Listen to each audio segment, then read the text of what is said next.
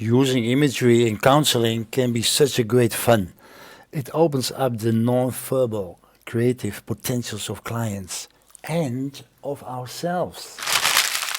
Spontaneous images are a very effective entrance and means to get to know oneself. With imagery, we learn clients to navigate inside their inner world.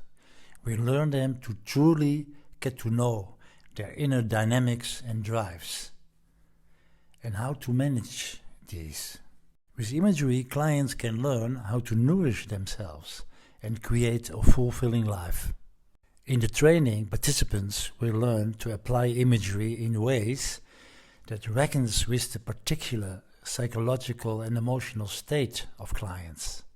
Imagery is not only a visual approach, imagery uses all inner senses in order to help clients contact their natural, intuitive resources.